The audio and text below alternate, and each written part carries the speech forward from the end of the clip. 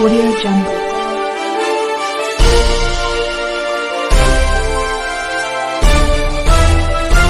Audio Jungle.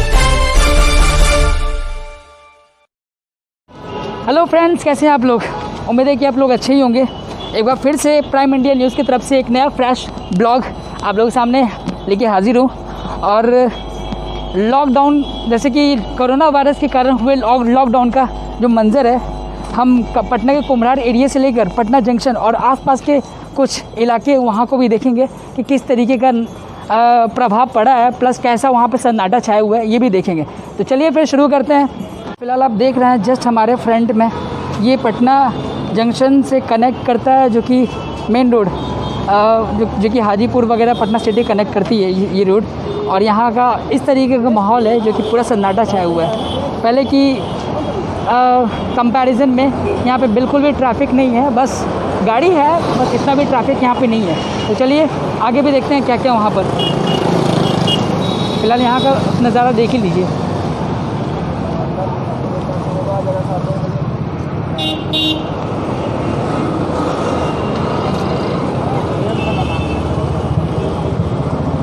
यहाँ पे आप देख सकते हैं कि यहाँ पहले फल सब्ज़ी का मार्केट खुला रहता था दोपहर तक, मगर यहाँ पे ना तो दुकान का कोई नामो निशान नहीं। अगर है भी दुकान तो इक्का दुकान खुला हुआ है, बाकी का दुकान तो बंद ही दिखाई दे रहा है। चलिए फिर अभी वक्त है यहाँ से ऑटो पकड़ के आगे बढ़ने का, और देखते हैं जो बीच में जो रास्ते में हमें जो दिखाने के लिए जो मिलेगा हम आपको दिखाते जाएंगे।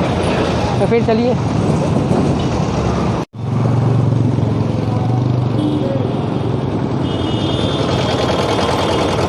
ये वो रोड है जो पटना जंक्शन से पटना सिटी को जोड़ता है एक दूसरे से, कंकड़बाग मेन रोड।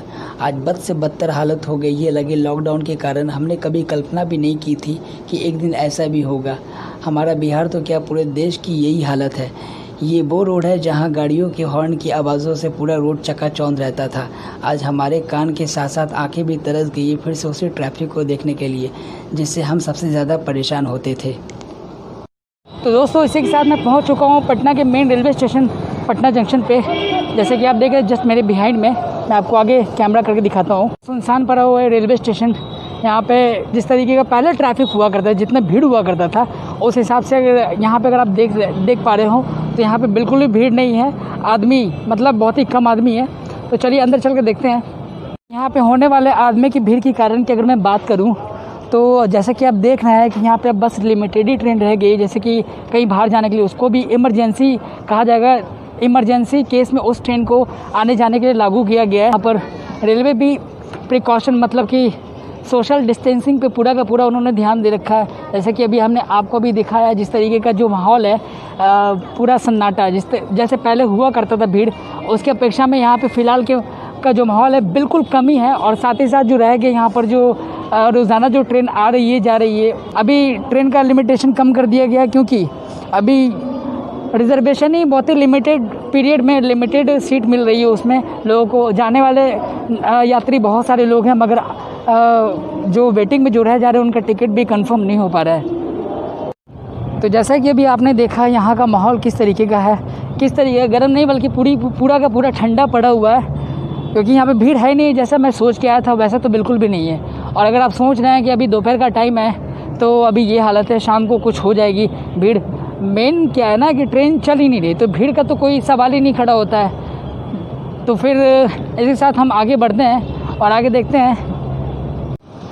तो जैसे कि आपने देखा कि पटना के वो इलाके जहाँ पे बहुत ज़्यादा भीड़ हुआ करती थी, तो वहाँ पर तो आदमी तो दूर, बहुत ही कम मात्रा में आदमी दिखाई दे रही है। तो इस हिसाब से तो आप समझ जाइए, पूरे देश भर में तो आपको अच्छी तरीके से पता होगा कि जहाँ पे लॉकडाउन लगा हुआ है तो वहाँ पर का नज़ारा, जैसे कि मार्केट बंद है, रोड नहीं चल रहा है, आदमी नहीं चल रहे हैं, डर के हमारे घर से बाहर नहीं निकल रहा है। तो अभी मैं फ़िलहाल इस वक्त मैं बैठा हुआ हूँ पटना के बुद्धा पार्क का जो गेट है जस्ट उसी पे। जैसे कि आपको हम दिखा देते हैं, यहाँ का नज़ारा भी कुछ ऐसा ही है।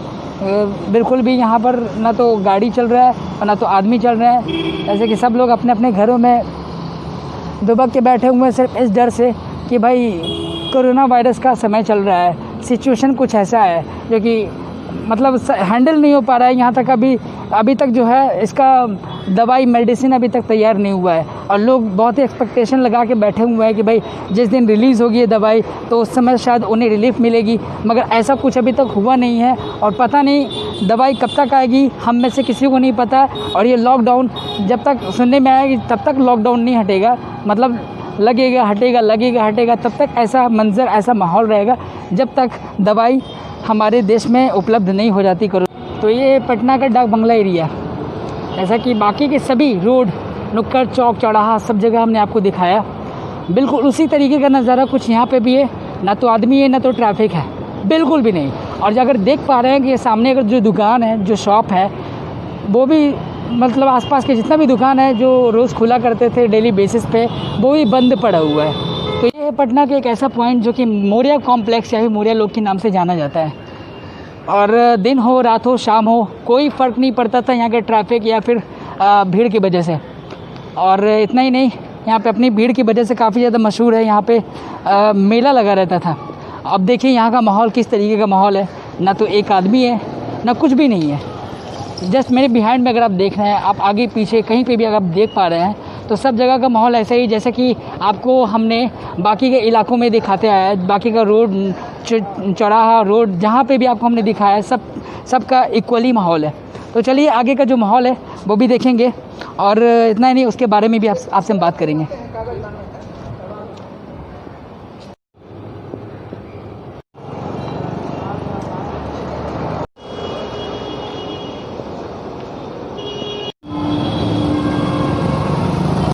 मौर्य कॉम्प्लेक्स के बाद अब सीधा यहाँ पे हम पहुँचे हैं, क्योंकि जीपीओ गोलंबर के भी नाम से जाना जाता है। चलिए आपको यहाँ का भी एक नज़ारा दिखा दे जो कि चौंका देने वाला और बहुत ही बुरा नज़ारा है।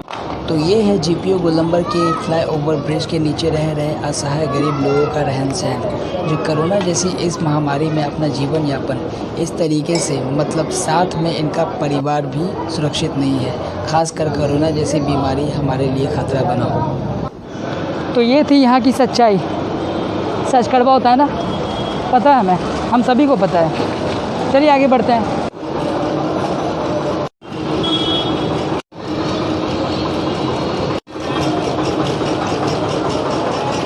तो दोस्तों स्टेशन पटना जंक्शन स्टेशन के आसपास के इलाकों को हमने देखा, जाना, समझा। कहीं कहीं हमें सोशल डिस्टेंसिंग को फॉलो करते हुए दिखाई दिया गया बहुत ही अच्छी तरीके से, और कहीं कहीं बहुत ही बुरी तरीके से उसे अवॉइड किया गया, क्योंकि ये समाज के लिए सोशल के लिए अच्छा नहीं है, बहुत ही बुरा था जो भी कहेंगे। खैर उम्मीद है कि आपको ये वीडियो अच्छी लगी होगी पहले की तरह। अगर अच्छी लगी होगी तो प्लीज़ वीडियो को लाइक कीजिएगा और चैनल पर अगर नए हो तो चैनल को सब्सक्राइब भी कर लीजिएगा। आज के लिए इतना ही, अब वक्त है अभी यहाँ से चलने का। तो आप लोगों का बहुत बहुत धन्यवाद। जय हिंद।